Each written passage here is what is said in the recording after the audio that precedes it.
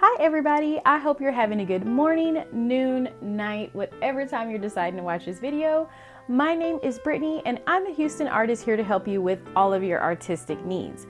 Before we get started, I have one huge question for you. What is the main issue with people when it comes to organizing their space? No guesses? I have one for you: decluttering the clutter. I'm going to show you my top tips on how to declutter your studio space. So let's get started with that. But before we do that, don't forget to subscribe to my channel and ring that notification bell to be notified of all of my upcoming videos. Let's get started with decluttering the clutter. Okay, so here's my space, a little chaotic as normal from when I have been creating because I don't always put everything away. So I'm gonna go ahead and clean this space up, but I wanted to show you more so in particular how to reorganize your canvas shelf today. So let's get started with my best tips I have for you. Step 1, remove any unwanted or misplaced items from your canvas space. We all tend to put things in the wrong space where they're not supposed to be, so make sure to remove whatever looks like it's cramped or doesn't belong. If you do have anything like boxes, make sure you can label those so you can tell what's in the box without you having to open it. If you have canvases spread all over your studio, make sure you begin to consolidate them into one area.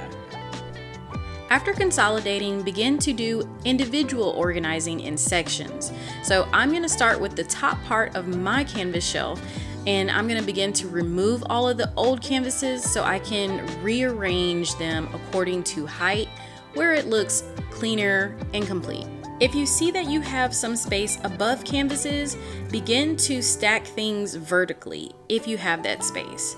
That's one of my favorite tips to use. As long as everything looks organized and doesn't look like it's cluttered, why not use the space you have that's above everything else? With that being said, there is an inaccurate way to stack things even if you're doing it vertically. Here's an example of me doing that, where I stacked something in the front, but it looks like just the line of sight and the flow was just broken. So I just put that canvas over to the right and voila! It looks amazing again. If you have a ton of canvases like I do in your backstock, just continue to organize everything according to height and remember to stack things if you can vertically. So since I have some really small canvases, I'm just going to continue to stack things up to utilize this space because I will be putting more canvases in the front, but I will know to go back to this area when I need to get a small canvas. Another quick tip would be to organize your canvases according to shapes, like I have done on my shelf. So now that's done, let's take a moment to look at the progress. So here's the before image of how the area looked versus after, when I've had more time to, of course, reorganize. Judging from that before and after, everything looks 10 times better. The canvases are all consolidated in one area according to the shape, and I removed all of the canvases that was around the studio into one space. So you've rearranged everything and you consolidate your canvases, so what next? If you're anything like me, you will have some completed paintings on your shelf because that's where you're storing them. So what I'm doing is I removed all of my paintings that were basically sellable paintings, and I'm making sure they're 100% complete. Complete in the sense of you have your signature on it, you have the title, you have the date, it's ready to just be hung, or you even have your authenticity cards with it.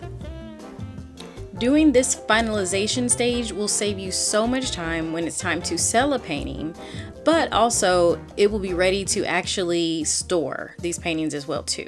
So I'm going to just show you my process of how I prepare all of these paintings, and even show you some of my tips that I have for adding your D-rings and your wire.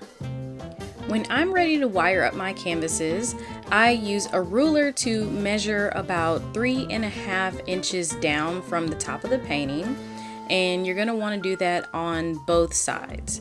Even if you don't want to use 3.5, just make sure each of those dots are lining up on each side where you're going to drill into the canvas and add those D-rings. If you don't do this and you have one, of course, 3.5 and the other side is 5, your wire is not going to be straight across your painting. Really take your time with this step and even double or triple check just to make sure you have it where it's supposed to be. So these are the D-rings that I actually use for all of my canvases. They do have different weights. Since this is a small painting, I don't need a lot of weights, but this is what I'm going to use. So on my drill, before I screw in screws, I use a drill bit about 1/16 to actually prep the holes for the screws. Pre-drilling makes it so much easier for the screw to just easily go into the holes for your D-rings. After using that drill bit, you can go ahead and begin to screw in your D-rings. After you attach your D-rings, you can continue on to add wire to your canvas. I pre-measure my wire out before I actually apply it, just to make sure I don't use too much wire and I don't waste any material. After I wire all of my canvases up, I take the time to use this plastic sheeting to protect the canvases. Even if you varnish your canvas, you do want to go ahead and protect it from extra dust if it's going to be sitting in a higher area or in a closet, just so you don't have to worry about cleaning anything when it's time to sell. Trust me, if you're a texture artist like me, you do not want to have to use any sort of dust removal to clean these paintings because it's very hard once it gets in the pockets of your painting. This part is pretty self-explanatory, but I will give you just a brief overview. Of course, you want to measure out the piece of sheeting that you will be using, use tape to close it up, and just kind of do this folding action like I have going on where it's just folded in the back. It's not perfect, of course, it doesn't have to be 100% perfect. You just want to make sure you have this painting protected if you're going to be storing it away. It also helps you distinguish your other canvases versus the ones that are already done. So now that I have all of that complete, I am going to store these higher up on my canvas shelf.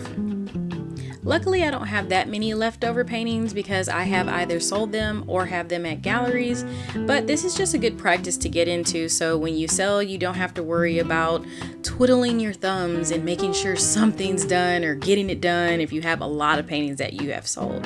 So overall, I'm really happy how everything turned out.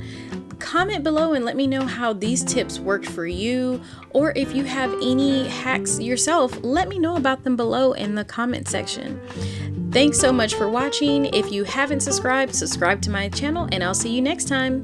Bye!